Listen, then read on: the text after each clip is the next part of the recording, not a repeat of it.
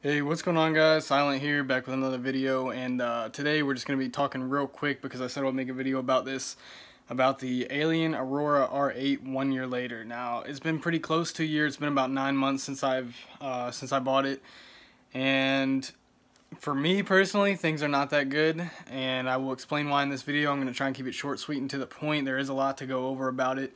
But I'll try and shrink everything down just to give you a little teaser here, I guess. This is the Aurora 1 year later. Now, you're probably wondering why it's sitting on the floor not plugged in and there's absolutely nothing in it. You can see there's no RAM, there's no CPU, there's no GPU, everything like that. It is because I had to redo everything, and like I said, let's go ahead and get into that. Alright, so the reason all this is taken apart is because so the case that they send you is a mid-tower case, right? So it should be able to fit mid-tower components. Now, granted, I messed up. What I did was I ordered a 11.82 inch graphics card, which is the ROG Strix RTX 2070.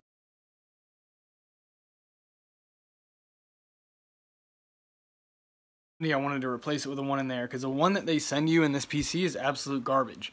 It doesn't even have any cooling fans on it. It is a blower. It is a blower style, which means that it has one little dinky, like almost like a fan type looking thing. But instead of the blade spinning and cooling it down and pushing air through it, what it does is it draws in a very, very small amount of air and blows it out the back of the card. So my temps were always super high. If I played for 10-12 hours, I mean, it was like, it was on fire. It felt like it was about to catch on fire, man. It was not good. And so I knew it wasn't going to last that long, so I wanted to replace it with a good graphics card. Well, like I said, the graphics card was about 11.82 inches, and the case, I measured it, is 13 inches long. Long story short, I got it in the mail and it didn't fit, and this is where I screwed up. Even though the case is 13 inches long and the graphics card is only about 12, I didn't take into consideration right here in the front of the case, right in this area here, there was a intake fan that they had put in there to intake air. And that took up about an inch of space, and then my graphics card didn't fit. So I was like, alright, no big deal. I'm just going to take all the components out that's in there, motherboard, CPU, GPU, everything, cooler, and put it into my own case. So I ordered a $100 Fantex case. It's actually pretty nice. And so I ended up getting my case in the mail, and then I realized the connector on the motherboard that they supply, which by the way is the Z370, they don't even supply the Z390 motherboard for the 8th and 9th gen CPUs, but the CPU power that is powering the whole motherboard is, or powering the CPU, I'm sorry, is only a 4-pin connector. Most standard motherboards now are 8, and especially for me, I have the i7-9700K, it needs a lot of power, it should have an 8-pin connector. So I was like, and plus there's like 2 fan headers on here, so I knew that the Fantex case was going to have more, plus my cooler and stuff like that, so I wouldn't even have been able to do that. Because in the Alienware case, all they have is one intake fan, and I had an all-in-one liquid cooler, so that's it. That's like pretty much all the space in this thing. So at that point, I knew I needed a new motherboard for better power supply, more fans to be connected.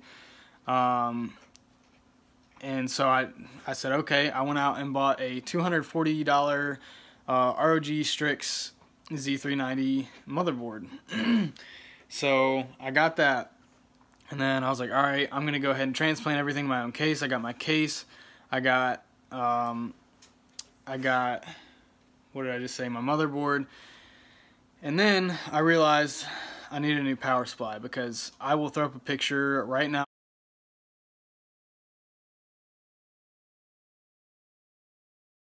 of what the power supply looks like in this thing. And as you can see, it looks like it's about from the 90s probably. I opened it up and I immediately thought, what the hell is this? If anybody has ever watched anything on YouTube about a PC, you have seen what a power supply looks like. It probably looks like mine does on the inside, but you have a black box on the outside protecting everything, and you can't see in it at all. And then when I tore this open, there's no possible way I can take that out and use it in a new build. It wouldn't even be safe to do. So I mean, I was actually blown away by the power supply they use in this thing. I I've never seen anything like it, even in any pre-built manufacturer. It's insane. Like even iBuyPower or CyberPower, they actually use real PC components, and even though they might use cheap cheap power supplies, unless you decide to upgrade it to something better like EVGA or whatnot, they still use a normal power supply, which you could take out and put into your own build. So then I had to go buy another $100 power supply, 750 watt EVGA 80 plus certified power supply. So then I got to tearing everything down, and I had already started the transplant to my new case and everything like that. Pretty much everything was done except for my CPU cooler. So I had already had the all-in-one liquid cooler pulled out of my Alienware, and I was ready to install it. But see, they have a really, really weird bracket. And as you can see, up in there, their power supply mounts up. Like it has a cave in there where it mounts up. And most of your traditional power supplies, they mount on the top of the PC, and it has like a bracket that pulls out, and you mount it up that way. You screw in your fans, you screw in your radiator. But this one wasn't like that, but I figured I'd try it anyway.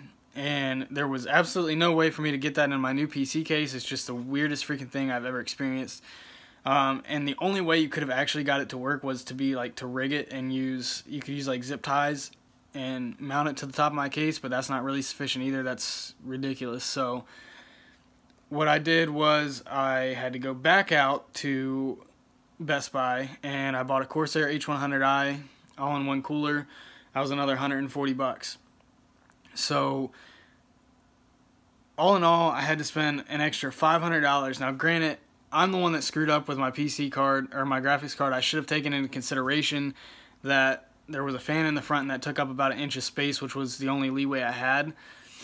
But regardless, pretty much all their components they use in this thing are proprietary, or you can't use them in your own build. And so I can see in a market where all the people that watch my unboxing video, you guys are buying a pre-built computer, so you probably don't want to do this anyway. But I had eventually planned on rebuilding this anyway, and I just so happened to do it early because of, you know, what happened with my graphics card. But like, let's say you're a young kid, right? 12, 13 years old, you want to get your first PC, you're asking your parents, you really want an Alienware, right? Because they're cool. I wanted one when I was younger too. I wanted one up until now, until I finally got it. And so you ask them for an Alienware. Well, if you get really into PC gaming, you're a young kid, you're a big gamer, I would not go this route, because eventually one day you're going to want to rebuild your PC. And if you went with another manufacturer, let's say CyberPower, iBuyPower, all those guys, some of their parts might be like cheap, or they might manufacture some of their own things. Like I think iBuyPower uses their own liquid coolers, but you can still take those out and use them in your own PC, because for one, they use legit power supplies. I've seen that. And two, they use actual liquid coolers. It might be their own brand, but it mounts to the top of your case like a normal liquid cooler. So all that stuff you can actually use. A lot of those manufacturers come with, you know, multiple LED fans in the front, which means that the motherboards that they supply obviously have enough fan headers, or they have a fan hub in the back. So either way, you'll be fine to transfer that over to your own case one day when you want to build it yourself. So like, yes, I understand, you know, if you don't want to build your own PC and you're buying this, like, all right, cool. It was a good PC for the time being. When I was playing Fortnite, I got 240 frames right out of the box. Now that's not all on Epic. I don't play all on Epic settings, but regardless, that's still pretty good. But just in case you ever do want to, and you might say, oh, I don't ever want to build my own PC. Well, one day you might. Just take that into consideration. One day you might feel like building your own PC, and you're not going to be able to. So, I mean, it's not worth the money to me. The only reason I went with them is because I wanted to build my own PC anyway, but I didn't have the money out of pocket. So, like Alienware, iBuyPower, CyberPower, a lot of those companies will let you finance. And Alienware was the only company that did 0% interest for, you know, the term, which is 12 months, a year. And so I went with them. Otherwise, I definitely would have gone with iBuyPower, CyberPower, because despite the fact I didn't know about all these shitty components in this Alienware PC, CyberPower PCs and iBuyPower, they look a lot cooler. They come with a lot more, you know, flashy stuff that people like RGB and stuff like that. This Alienware is just total garbage. It looks like shit on the outside, in my opinion, it's just not a good PC. For the money that you pay, I would definitely go CyberPower or build your own. And at the time I bought this, I didn't realize that Newegg also offers a credit card, which they offer 0% financing as well for a year or 2 years, something like that. So, I don't know, man. It's terrible. Here is actually the liquid cooler out of my Alienware. There's the Alienware head. You can see here's the radiator, which this looks absolutely normal. This could have been possibly mounted up there, but with the bracket that they supplied, I was not even going to try and mount it. So I just went ahead and got a new AIO. So that's pretty much the wrap up. Like, in my opinion, do not buy one of these. Even if you never want to build your own PC and you want to go pre-built, go iBuyPower, CyberPower, because the components in here are just garbage. Like the power supply I showed you, that's the craziest thing I've ever seen. It doesn't even look like a safe configuration to me. And just to show you guys, I'll show you real quick what my new PC looks like that I built. It's going to be kind of hard to see because the tempered glass side panel is kind of like tinted, I believe, but I'll show you anyway. Give me 1 second. Alright, so here's the Fantex Pro M case that I ordered. It was a $100 case, super nice. It came with standoffs already installed for the motherboard, so I didn't really have to do anything there. I will go ahead and power it on.